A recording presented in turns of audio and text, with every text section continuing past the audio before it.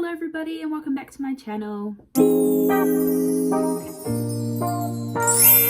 I'm just going to share all about my life as an au pair. I get so many questions every day asking about my life as an au pair because I feel like it is a very appealing thing, especially because my audience is predominantly younger females and it's a fun thing to do. So I get a lot of questions about it and a lot of you seem very interested in it. So I thought I would share about my experience and just answer your questions about it.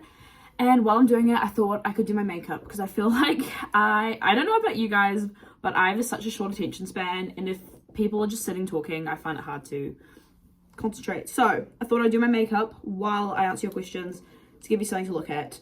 And I've also recently, I used to never really do my makeup. Recently I'm doing my makeup a bit more just because I've had birthday dinners and stuff going on. So I've been doing it more, and I have had quite a lot of people asking like how I do my makeup. So I'll just share my like nice, simple, affordable makeup routine because I just have a lot of random products. So anyway, let's get into it. Firstly, I always start by using the Merit Great Skin Glowy Serum. I don't know, I feel like it just makes my makeup look very just like natural and glowy. So just a little pump of that and we rub it in. Okay, first question I got a lot is just like, how do you become an au pair? Like, what is the process? What qualifications? What anything do you need? And to answer it simply, you don't need any qualifications, any sort of anything. I literally applied when I was 18, fresh out of high school, nothing. I think it definitely helps if you've had babysitting experience, but I also have friends who haven't had any. Next, I'm going in with the Merit concealer and the concealer brush, and with this is, I don't know if this is how you actually do it, but I think mine looks best if I put another pump of this serum and I kind of work my brush into it, and then when I can put my concealer and brush it on, it just looks better, I think.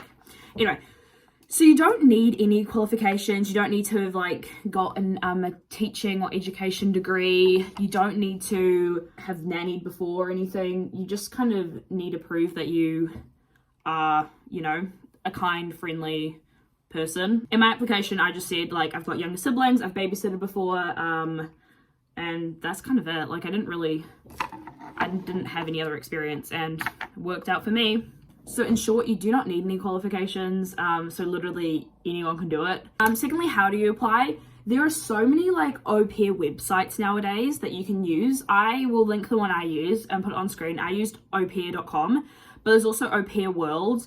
There are also so many Facebook pages. Like if you go on Facebook and just search like au pairs in London, au pairs in New York, au pairs wherever you want to like be going, there are so many Facebook pages and people post all the time about people looking for new families and stuff. So that's another way. But with the ones I used, you basically just filled out this whole application, and then it's almost like a dating app. There are all these families and you can kind of swipe through, read about what's entailed in the role, and then kind of choose what family you want to go with from there. I had specific things I wanted, like location, how many kids, the ages, like the hours I was working, the pay, that kind of thing. But yeah, it's a pretty straightforward process, honestly. Use that concealer literally like on my acne scars, under my eyes, forehead. I kind of just put it everywhere as like a little base. I don't use foundation, which again I think kind of gives me more a natural look, but that's the concealer done. Next, something that I've found amazing for just like a more natural glowy look is using liquid products, which I feel like everyone talks about nowadays. It's such a thing. For like my bronzer, I found that the Maybelline, this is a concealer, but it's just in like a slightly darker shade, and I feel like this works really well, and it's also really affordable, so I love using this, and I'll just put it everywhere concealer goes. Okay, next question I get a lot is like how much you get paid, what are the working conditions like what do you even do, that kind of thing. So firstly, pay-wise, it kind of depends on what the family's doing, how many hours they're asking of you, how many kids. But I would say it goes from, in pounds, because I'm in England, it kind of goes, I've seen from my friends, like from £130 to like £350 a week. Like it's quite a broad spectrum. It really just, again, depends. It kind of varies, but that's kind of like the average I've seen from people. But with saying that, you get your accommodation free, obviously. Like where I live with a family and I live for free, so I'm not paying any rent. You get all your food for free, and then I don't pay for any like utility bills or insurance or any like thing to do with the house or like bills or anything, so that's all covered. So I basically just get that money to use however I wish to use. So I think especially if you're a younger person wanting to like experience life and like temporarily live abroad, I think it's such a great way to do so. I do also get a lot of questions about like visas and stuff, which I'll go into a bit later. But personally for me, I have a British passport, so it made it so much easier for me to come. So pretty much all I had to pay was my plane ticket over here, and then the rest has all been like pretty much covered. Money-wise, like so easy, so good. Next, I have this little, what is this?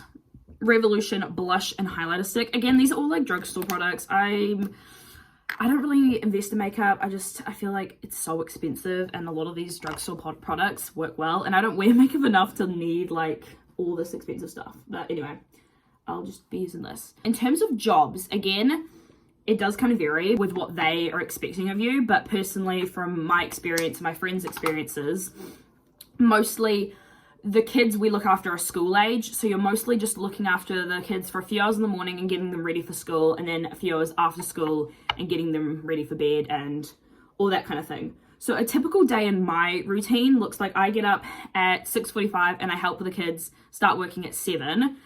So from 7 I like get the kids' school bags ready, get their lunches ready, make the kids their breakfast or help them with breakfast, help them get dressed, make sure they're all ready for school, take them to school, and then just clean up the kitchen a bit afterwards, and then I'm done from like 8:39, and then I have the whole day free until 4 when I'm on the clock and I make dinner, pick them up from school, put them to bed, hang out with them, get snacks ready for the next day, and that kind of thing. I know for some people they do kids' laundry and stuff. Like my family personally has a cleaner, so I don't do any of the kids' laundry. I don't really tidy up like their rooms or like the house in general. I just kind of like pick up after them and try to help out as much as I can like with the stuff that's around, but I'm not like doing any like hard labor. So I pretty much work like what, between 25 and 30 hours a week. I have all like the middle of the day free, which is amazing when you're living in a new place to kind of explore. And then throughout like the week, most of my friends are the same. You have like, they say 25 to 30 hours. So then you have a few hours of flexible babysitting. If I'm babysitting and it goes over a certain number of hours that week, then I do get paid extra. Otherwise it's just kind of included in everything. And I usually babysit like maybe once a week, not often. Like sometimes it's twice a week, sometimes I don't babysit for ages. Like it kind of depends on what the family's up to. After those two products, I do like to put a little bit of powder, bronzer and blush just to kind of like set it. I don't really know what I'm doing, but I use the Maybelline City bronzer. I mean, this is my favorite blush. I really have never heard of this brand. It's Natural Collection, but I just love how it looks. In terms of visas, I'm the wrong person to ask. I think you've really got to like look into it. I've got a friend from Australia who applied for a visa and that was all fine. But then again, after that, I don't really know what the process is and what you do. I guess you just kind of have to look for wherever you're going, because obviously you can au pair all over the world. Honestly, it's wherever you're wanting to go, but it is just like such a fun way to like see a new place. In terms of how long you stay, it's completely like up to you and the family. Most families want someone for at least 6 months because, you know, like you're integrating in the kids' lives, like they want to be able to get to know you and have a relationship with the kids. So most families want someone minimum 6 months. That kind of encompasses that. Then I had quite a few questions about making friends. Pretty much all my friends are au pairs, which is amazing. I met them all through Facebook groups and then just through other people. It's pretty easy, to be honest. And if the family you're with, they usually know other people who have au pairs. Most of my other friends, like I just met through Facebook pages and then just each other, which has been really cute and really fun, because then obviously that works best as you guys have the same working hours, because we kind of work like the opposite of a 9 to 5. Okay, this is the base we've got so far. I'm now going to do some mascara. My favorite mascara is the Sky High Lash Sensation, this one. I just hate this one because it's the waterproof one and it doesn't come off my eyes, and I feel I have to scrub them and I lose all my eyelashes in the process. So I only use this if I'm going on a night out. Like if I'm just doing like casual makeup, I'm obsessed with my brown mascara at the moment. This is the brand 17. And this is like the brown one. I do, however, hate this brush, so when I do it, I use this mascara brush from another mascara I have. And then everyone kind of asked me about like what my relationship was like with my family, like what the vibes are like, if we're good vibes, whatever. I'm pretty, like, with the kids, you kind of really do just bond with the kids. They do just kind of feel like, depending on ages, they literally just feel like your children or like you're just younger siblings. Like, I feel like it's pretty easy to bond with the kids, especially if they are people who've had au pairs before. The ones I'm looking after now have had loads of au pairs before, so they're just kind of used to a new person, and that was like, has been really fun. And obviously over the months I've been here, we've bonded more and more and more. I feel completely comfortable like talking with them, hanging out with them. I did have people saying like they were nervous about bonding with the kids, and I feel like kids are quite easy to bond with. You very quickly pick up what they're into and what they're interested in, and then you kind of just play off that, and then you just kind of get to know, the more you get to know them, the more they just kind of trust you. The more they see you're around, you kind of get to there. With the family, I think again it's personal and just individual. Since I've been an au pair, I've au paired for 2 different families. I had one family for 6 months, and then this family I've now been with for 8 months, I think now.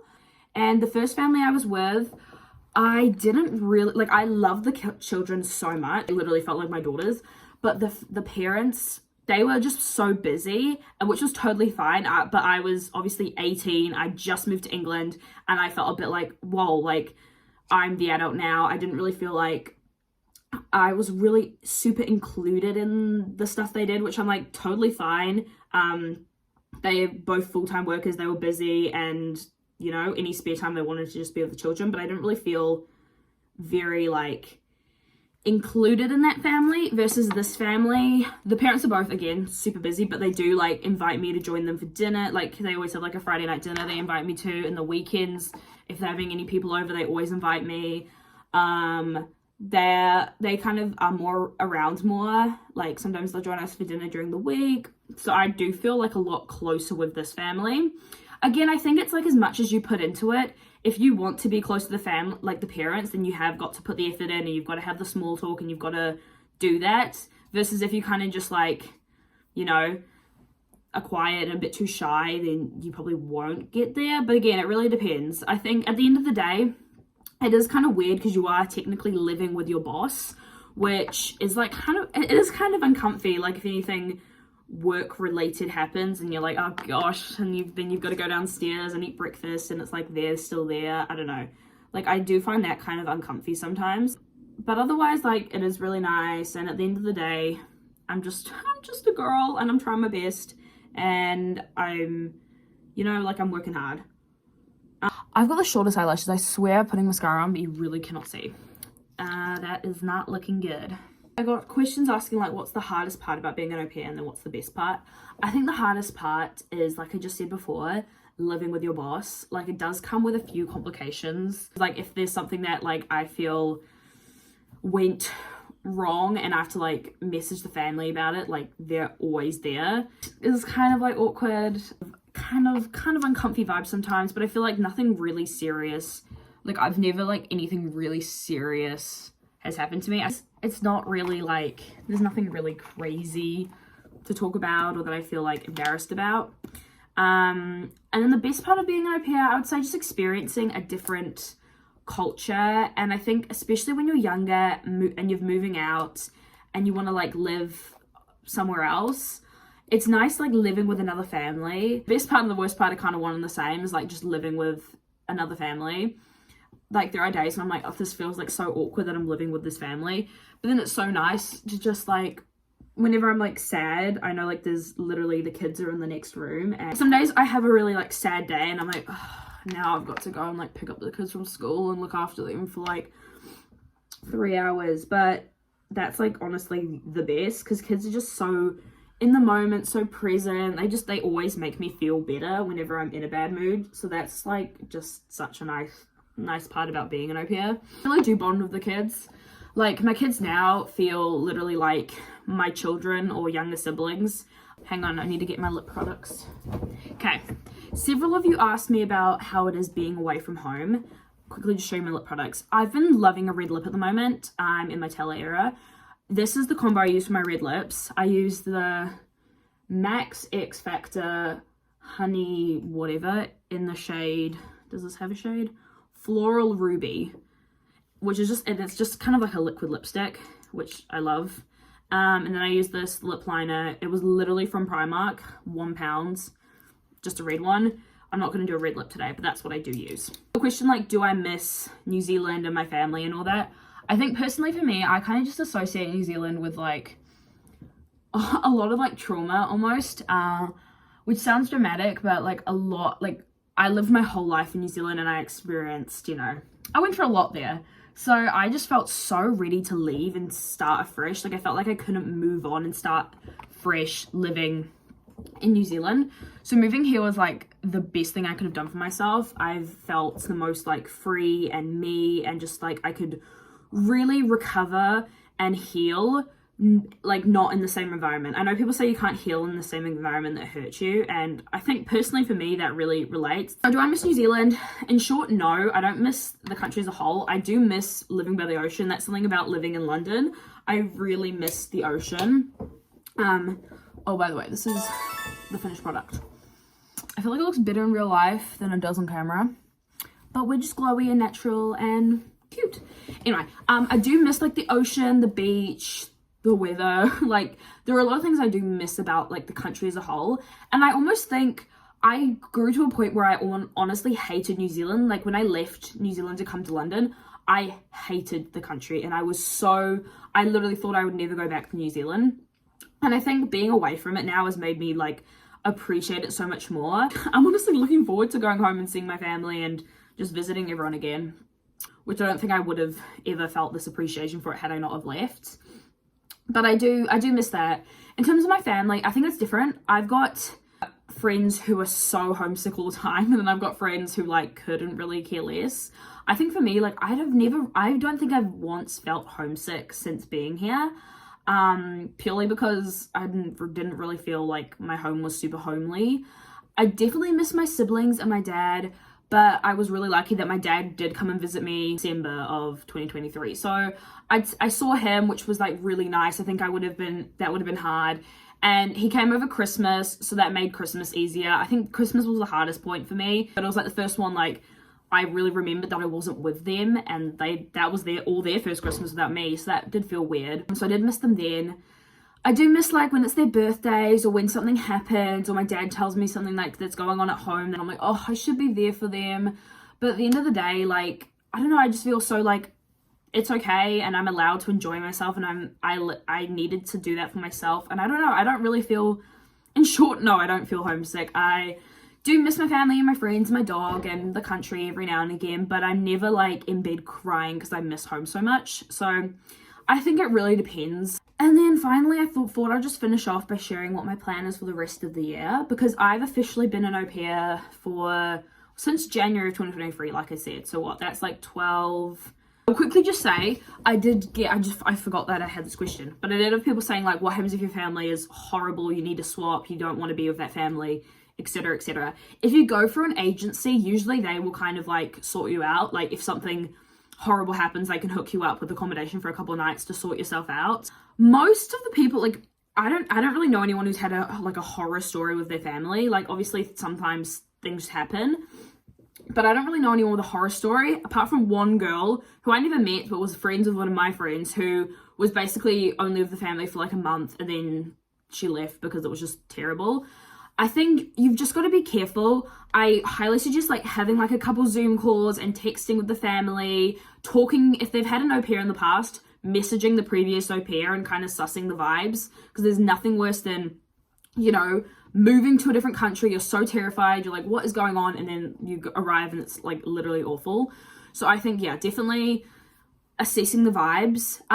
For me, I found it quite easy to swap families. Most families ask for you to give at least like 2 weeks to a month's notice, so they have time to like find somebody else. So I gave my family a month's notice, and during that month I went on aupair.com and just like went through and applied to loads of different families and found another family that worked for me. Definitely be careful, because you can land yourself in a sticky spot, but I feel like it's pretty uncommon. Anyway, back to what I'm doing this year. I talked about it a little bit ago on my Instagram, but I'm finishing mid-April, and then I'm going to New York, which I've talked about a million times with two of my friends.